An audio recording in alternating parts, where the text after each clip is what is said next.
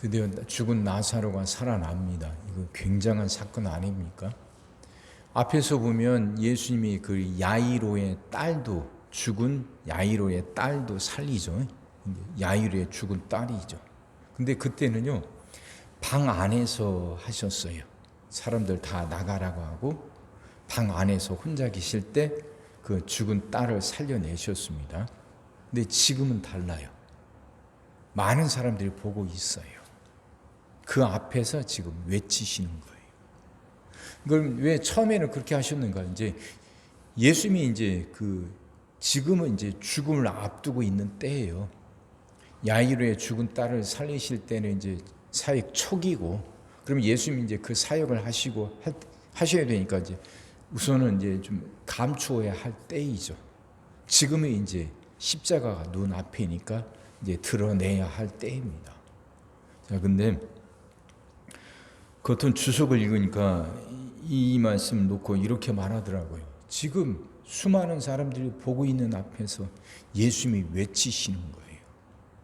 이건 굉장히 긴장되는 순간이죠. 이건 지금 예수님의 모든 사역에 다 걸려 있는 거예요. 앞으로의 십자가 죽음뿐만 아니라 만약에 여기서 이 아무 일도 일어나지 않는다면 이제 모든 건 다 물거품이 되는 거죠. 자, 굉장히 긴장된 순간입니다. 근데 예수님이 나와라 하고 나사로야 나와라 외치시니까 정말 죽은 나사로가 그게 베옷을 동인 채로 걸어 나온단 말이에요. 놀라운 사건이잖아요. 그럼 이 사건을 읽을 때 우리 마음은 어떤가? 그 이야기를 하더라고요. 그 주석가는. 이야기를 아무런 느낌도 아무런 감동도 없이 그냥 책에 기록된 글씨로 읽는가? 아니면 이 말씀을 읽을 때 정말 우리 안에 어떤 그런 놀라움이 있고 경외심이 있는가? 그 말이에요. 우린 다들 글을 읽을 줄 안단 말이에요. 그럼 이게 무슨 사건인지 아는데 이 말씀을 읽으면서도 우리 마음에 어떤 그 감동도 어떤 경외심도 없다면 우리 마음은 지금 돌처럼 굳어져 버린 거 아닌가? 그 얘기를 하더라고요. 어떠세요? 이 말씀 읽으면서. 이게 저도 그래요. 그냥 쭉 읽어왔던 말씀이고 그냥 잘 알고 있는 말씀이에요. 이제 그러다 보니까 우리도 모르게 어느새 우리 마음들이 닫혀버리고 굳어버린 건 아닌가. 우리가 살아가면서 우리 삶 속에서 일어나는 많은 사건들, 그건 정말 자세히 들여다보면 은혜가 참 많지 않습니까? 참 은혜가 참 많은 건데 우리는 그것들을 너무나 그냥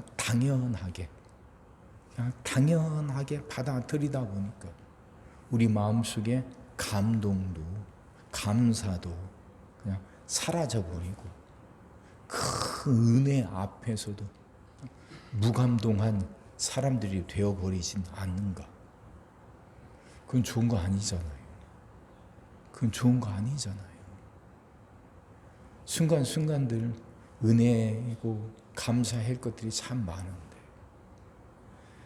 자, 그 얘기를 하면서 또 이런 얘기를 하더라고요. 예수님이 이제 무덤 앞에서 돌을 옮겨라 하셨어요.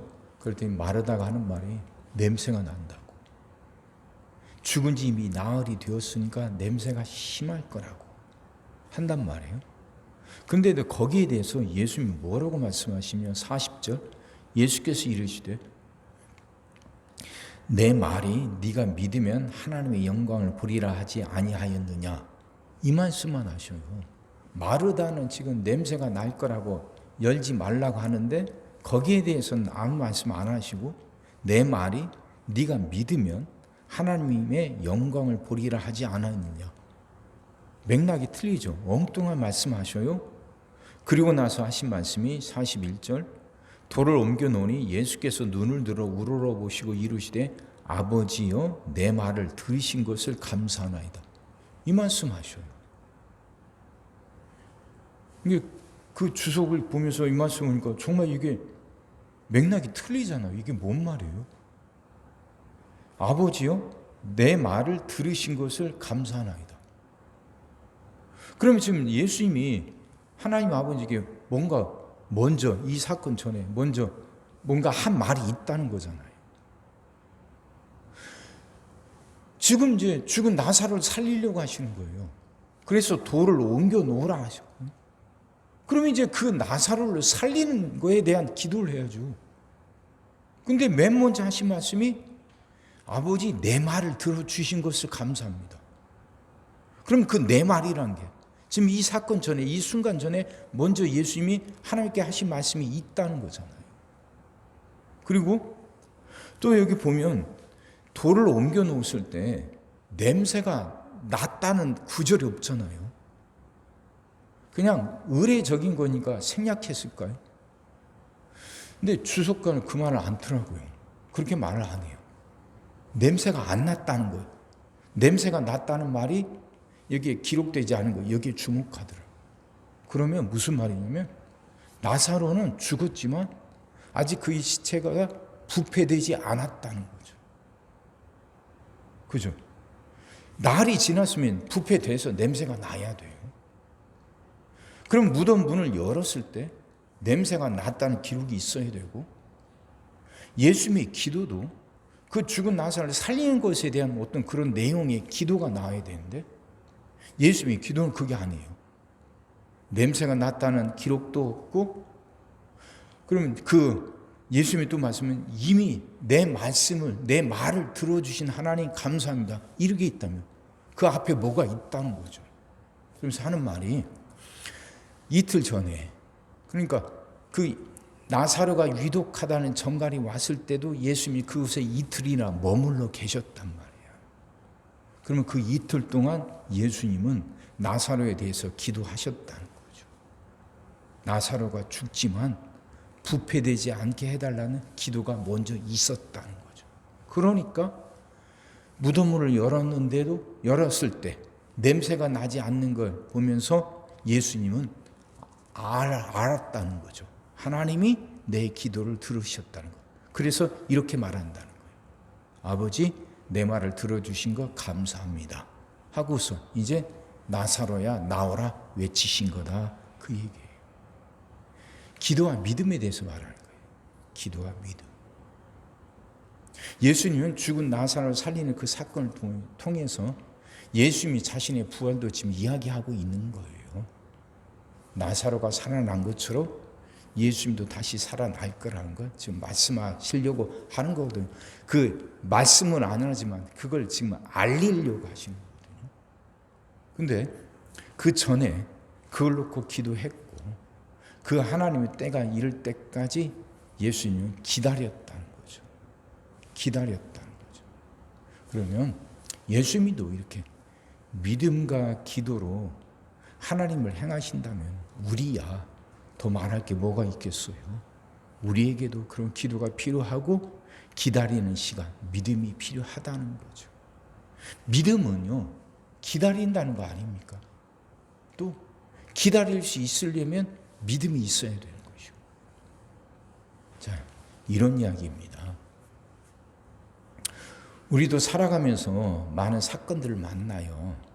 근데 그 사건들이 어떤 때는 엉뚱깽뚱하지만 찬찬히 살펴보면 이 사건과 저 사건이 이렇게 연결될 때가 있어요. 아니, 연결을 해야 돼요. 퍼즐을 맞추듯이. 근데 이 연결하는 것이 그냥 내 머리로, 그냥 내 생각으로 되는 거 아니거든요. 하나님께 은혜를 구하는 거예요. 전혀 연결되지 않은 생뚱한 사건들이지만 그 사건들 속에 하나님의 뜻이 담겨 있을 수 있고, 그 사건들을 통해서 하나님이 어떻게 역사에 가시는지 우리가 깨달을 수 있거든요. 근데 그건 하나님의 은혜를 주셔야 돼요. 하나님의 그 지혜를 주셔야 돼요. 그러면 전혀 동떨어졌던 것들이 퍼즐이 맞히는 것처럼 그 사건들이 서로 이렇게 맞춰져요. 그래서 하나님이 이렇게 하시려고 했구나. 하나님이 일을 일으키시려고 그때 그런 일들이 있었구나. 그게 깨달아지거든요. 근데 그게 방으로 순간순간 바로바로 깨달아지는 건 아니에요. 그럼 그렇게 깨달아질 때까지 그 시간을 우리는 기다릴 수 있어야 되거든요. 그게 믿음이에요. 그리고 그러기 위해서 기도가 필요한 것이요. 우리도 그렇게 기도하고 믿고 살아가자 그 말이에요. 내가 처해 있는 지금 사건이 이해 안 될 때 참 많잖아요. 마르다 마리아도 왜 예수님이 바로 오시지 않았는지 이해가 안 돼요. 이해가 안 돼요.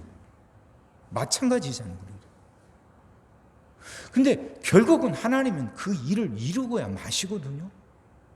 죽은 나사로를 살리시거든요. 이게 나사로가 죽을 때까지도 기다리셨고 그 죽은 나사로를 살리신다. 그럼 하나님 뜻은 결국은 이루어져요. 그럼 문제는 우리잖아요. 우리가 우리 삶 속에서도 하나님이 일은 일어나는데, 하나님 역사하시는데 그 역사하심이 일어날 때까지 우리는 기다려야 된단 말이에요. 기다려야 돼요. 그 하나님 역사가 일어나기까지 내 삶 속에 일어나는 사건들이 왜 이런 일들이 일어나는지 우리는 이해가 안 되니까 답답하고 어떨 때는 원망도 나오고 절망하기도 한단 말이에요. 그래도 우리는 그 시간을 견뎌내야 되고 이겨내야 된단 말이에요. 그럼 우리에게도 기도가 필요하다는 거죠. 기도가. 하나님 왜 이런 일들이 일어나는지 깨닫게 해달라고. 그리고 그 깨달음이 올 때까지, 깨닫게 되는 순간까지 우리는 또 기다려야 돼요. 기다리려면 믿음이 있어야 되잖아요. 믿음이 있어야 기다리는 것이고, 그래서 믿음이란 건 결국은 기다림이잖아요. 기다림이에요. 그럼 그게 우리에게도 필요한 거죠. 사랑하는 성도 여러분, 그렇게 살아갑시다. 하나님, 지금 이 사건들이, 지금 이 상황이 이해가 안 되는데 왜 이렇게 하시는지 내가 깨닫게 해달라고 기도하고, 그렇게 깨닫게 될 때까지, 하나님의 역사가 일어날 때까지 흔들림 없이 기다릴 수 있는 믿음을 달라고 기도하자. 하나님은 나사로가 죽게 하셨어요. 근데 그걸로 끝나지 않고 죽은 나사로를 또 살리셨어요.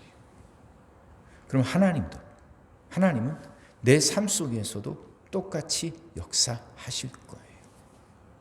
비록 상황이 나사로가 죽은 것처럼, 상황이 종료된 것처럼 여겨질지라도, 더 이상 이제 어떤 희망도 소망도 없는 이제 막다른 골목에 도달한 것처럼 여겨질지라도 하나님은 내 상황을 그대로 두진 않으셔요. 죽은 나사로를 살리시듯이 반드시 그 상황을 바꿔놓으실 거예요. 선한 것으로, 복된 것으로. 그럼 기도해야죠. 그럼 기다려야죠. 그렇게 기다릴 수 있도록 믿음 달라고 기도하며 살아갑시다. 그러면 죽은 나사로가 살아나는 것처럼 우리 삶에도 변화가 일어날 겁니다. 그 은혜를 꼭 누릴 수 있도록 기도하며 기다릴 수 있는 여러분 다 되시기를 주의 이름으로 축원합니다. 기도하겠습니다. 사랑의 주님, 말씀이 이해가 되게 하시고 깨달아지게 하시고 은혜가 되게 하여 주옵소서. 마르다 마리아처럼 왜 예수님이 바로 오시지 않는지, 왜 오빠 나사로가 죽게 내버려 두셨는지 이해가 안 되는 상황 속에서 우리는 그런 상황들을 많이 접하게 됩니다. 왜 이러는 건지, 왜 응답이 없는 건지, 왜 여기까지 이 지경이 되도록 왜 하나님 가만히 계시는 건지 정말 이해가 안 돼서 원망도 나오고 불평도 나오는 게 우리들입니다. 하나님, 이런 우리를 긍휼히 여기시고 불쌍히 여기사 이제 말씀을 듣고 깨닫게 하여 주옵소서. 그 뜻을 깨달을 때까지 기도할 수 있게 하시고 그 상황이 바뀔 때까지 하나님 기도하며 기다릴 수 있는 우리들 되게 하여 주옵소서. 그럴 수 있도록 우리에게 믿음을 더하여 주옵소서. 하나님 믿음을 더하여 주시옵소서. 오늘도 우리 모든 성도들 위해 기도합니다. 한 사람 한 가정 빠짐없이 일일이 찾아가셔서 오늘 또 함께 하시고 은혜 내려 주옵소서. 가정들이 다 평안하게 하시고 식구들이 다 건강하게 하시며 생업이 다 형통하게 하여 주옵소서. 우리 자녀들을 축복하시고 앞길을 열어 주옵소서. 우리 자녀들이 하나님을 사랑하게 하시고 말씀을 지키게 하시며 하나님께 영광 돌리는 일꾼들로 살아가게 하여 주옵소서. 하나님, 우리에겐 새날이 올 줄 믿습니다. 성도들은 질병을 이겨내고 물질 어려움을 극복하고 수많은 문제들을 해결하며 살아가고 교회 안에서는 예배가 살아나 빈자리가 가득 채워지면 언제나 생명의 역사가 일어나 그 새날이 오게 하여 주옵소서.